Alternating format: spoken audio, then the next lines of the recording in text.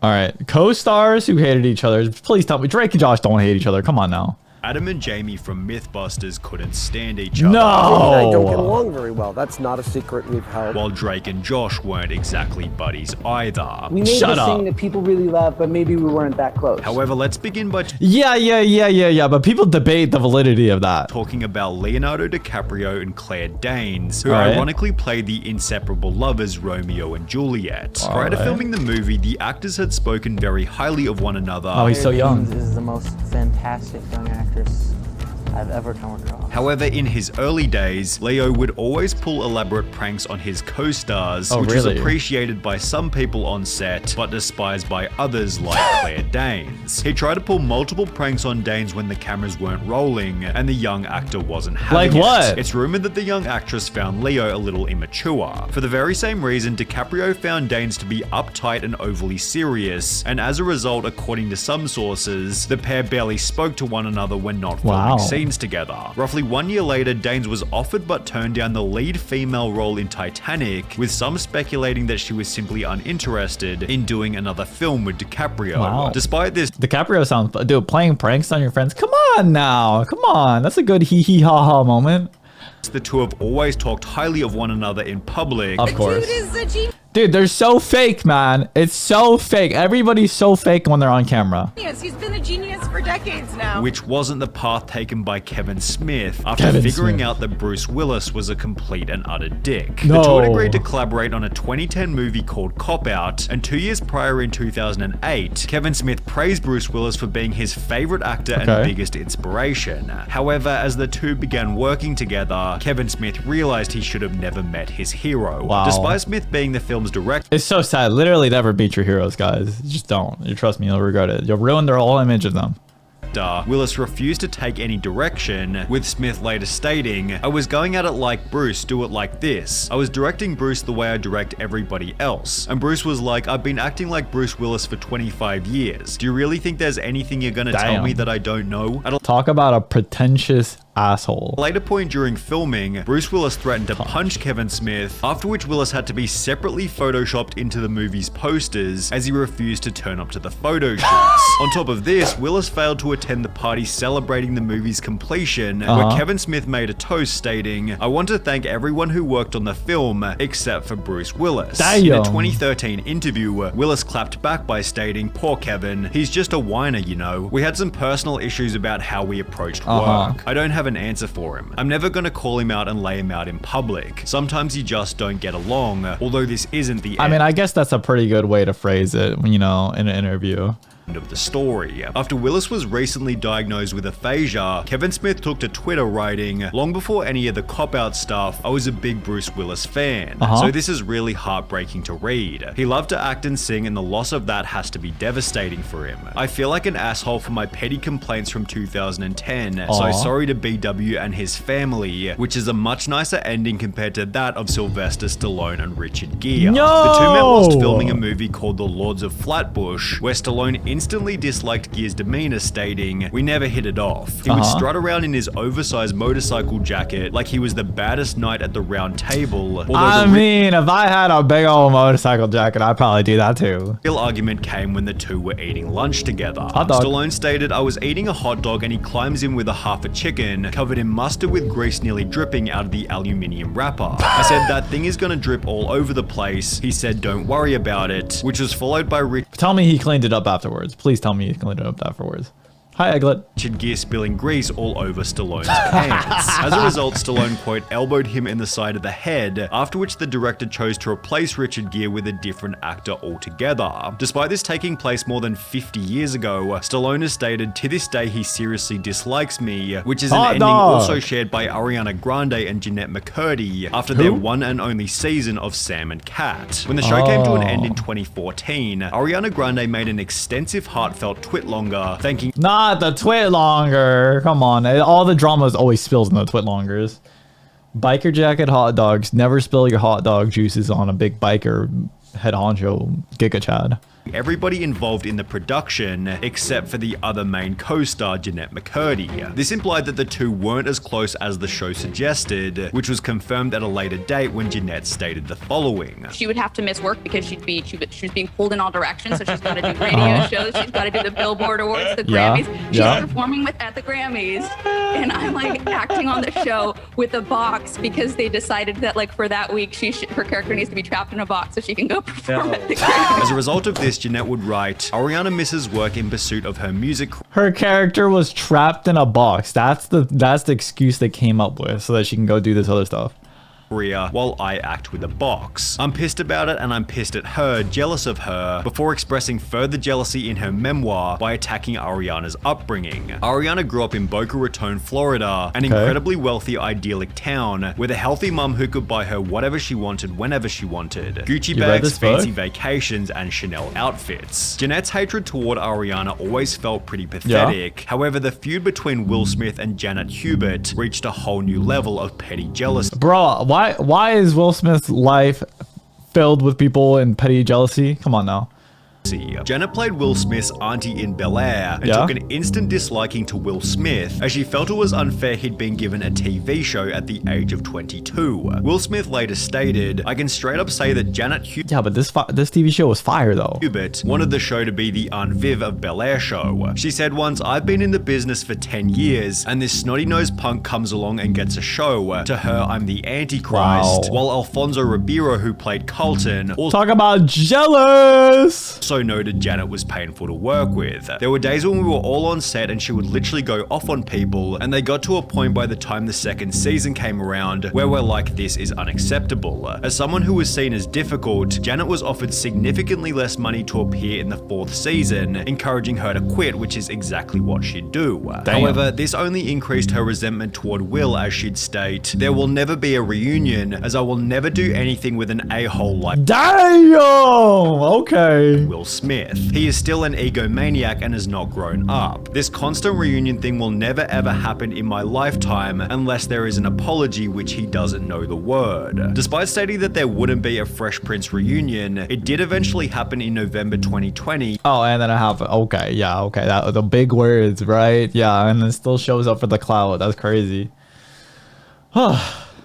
Where more than 30 years later, Janet was still convinced that Will had ruined her life, stating, I hated what you did, I just hated what you did. You took my career away of 30-something years, as Will Smith's comment about her being difficult made it hard for Janet to land work afterwards. Okay, well, I guess I can see that being true, yeah.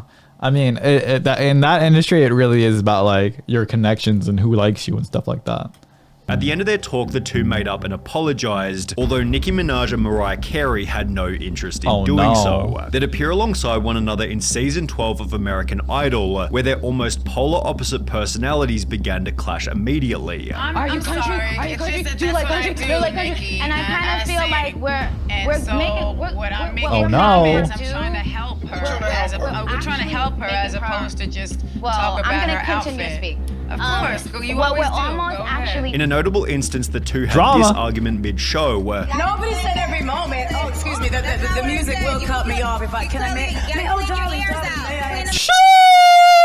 Express this to her as a singer. Yeah, guys, just keep talking over each other, and everything will be okay. Yeah, it'll make you guys look so good on camera. I just feel like what maybe trying to be expressed is just sing from your heart the entire time, and your notes will continue to shine regardless of the dirt that gets splattered. You're right. They do seem too similar, not too opposite. Like they're doing the same. They're talking the same way, the same body language. They're arguing in the same manners. Like they could have been mad good friends. Instead, they just took it out on each other.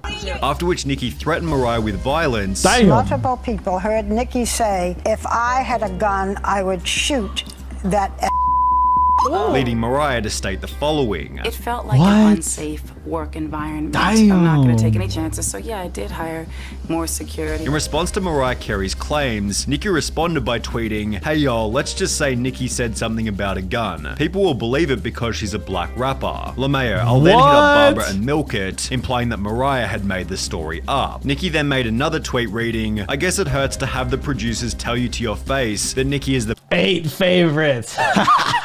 best judge we've had since Simon, or poor you, keep them lies coming, implying that Mariah was also simply not as good at judging. For obvious reasons, both judges quit the show after only one season. I would quit, yeah, for sure. I couldn't deal with that. After which Mariah Carey stated this: "That was the worst experience of my life. I would never want to be involved with it again." With Drake Bell and Josh Peck holding a similar opinion about returning to their most famous show. While it seemed the two had a great time filming Drake and Josh, Drake would take to Twitter in 2017 writing, "When you're not invited, they always look like they were having so much fun in the episodes. To the wedding, the message is clear. True colors have come out today. Message is loud and clear. Ties are officially cut. I'll miss you, brother." Okay, well, I've heard from some people that like they've had to not be friends publicly, but privately they're still friends, and people have been debating it. So I don't know what's true. Which was followed by Drake flaming Josh via text for the very same reason. I'm getting married that night, and I see these text messages from him, like cursing me out, coming for me. I'm like, on the night of my wedding. The incident was a sad moment for fans of the show. However, 2 months later, they'd make up, apologize, and even post a 12 million view video together, implying that the duo was on good terms. That would be until 2021, when Drake found himself in a bunch of legal trouble, after which Josh made the claim that they were never really friends. Are you guys like not friends? Not really, no. We made this thing that people really love, but maybe we weren't that close. So you guys were never close during the, like when you were filming? I did love Drake and Josh growing up. Drake and Josh, you were just kind of co-stars? Obviously there were times where we were closer than not, but when inevitably the show ended, I mean, we're just totally different kids. These statements have since... I mean, people change, right? Like you could have been really close like earlier in life and then not be close later in life, right? That's understandable. Being criticized, given they'd spent a large amount of time together outside of the show, with one of these critics being Drake Bell himself, who'd give numerous examples of them hanging out together. It's just a bit sad, you know what I mean? Because like, if Drake was going down a route in life that like is not good, right? Like if they were closer, like maybe Josh could have been there and like could have like had some more input, you know? Because I know Drake did some things that were regrettable, right? And maybe that could have been avoided, right? That's what bugs me about it. He's like, we weren't friends, we didn't hang out. Your Christmas party, the party that I made. He came all like maybe it could have been like, oh, we were friends, and I wish like I had done more for Drake, you know, throughout life, right? Even after the show. All the way to Riverside to support me. Or like I wish I was like more mature and I could have seen these things coming. You know what I mean? Josh is clearly trying to distance himself from Drake's sketchy legal situation, given Josh is still actively booking movie roles in an industry where reputation is everything. There are obviously mixed reports about whether or not they liked each other as co-stars, although it seems obvious that they're now no longer on speaking terms, and neither are the two main hosts from Mythbusters. Adam Savage and Jamie Hyneman hosted the show for more than 12 years, after which an article was published reading, "The Mythbusters always had an amazing secret weapon. They can't stand each other." The article referenced an interview from Entertainment Weekly in which Jamie stated, "We like to point out we've known each other for 25 years and never once sat down to have a okay, that's saying something. Dinner alone together. We sort of managed to tolerate each other. I think it's probably safe to say that continuing our on-screen relationship in front of the camera is probably not happening." Crazy. To back this up, Adam stated this. No, I don't think Jamie and I will continue to work together on other projects. Jamie and I don't get along very well. That's not a secret we've held. With him claiming it's not a secret they've held, as it was mentioned while the show was still running. We are not friends. We tend to drive each other batty. We have never, in the 21 years we've known each other, had dinner alone together. Our very different personalities means that we spend a lot of time in sort of conflict. Periodically, their behind-the-scenes animosity spilled out onto the camera. What kind of seconds were you counting there? 2, 4, 5, 6, 7, 8, 9, 10? What kind of seconds are those? Who counts like that? So it's no surprise that Adam would also state this. There's a lot of fighting on camera. We got okay, yeah, they don't get along with each other. Got really mad at each other, like really significantly, yeah, vitriolically angry. We drive each other nuts every day. We get frustrated with each other on a daily basis. However, the reason they're so proud of their awful friendship is because it's also their key to success. The friction between Jamie and I has an integrity to it and a chemistry to it. You know, it takes a certain level of trust to fight with someone, right? Especially like openly like that.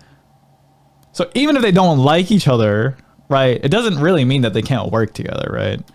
We have respect for each other. We also drive each other absolutely batty. We're not afraid to say something that will hurt the other's feelings because we don't care, Savage says. We consider it a point of pride that the right idea always wins. It doesn't matter whose it is. It's a working relationship based purely on respect and mutual gain, with their unconventional... Like, you might fight and really, really dislike it, but as long as like you can come to some kind of conclusion at the end of it, like then it can work out, right? You don't have to be friends. Approach resulting in unconventional success as one of the most popular shows in TV history. It was super popular. I loved Adam it. and Jamie. Wow, I loved Mythbusters growing up.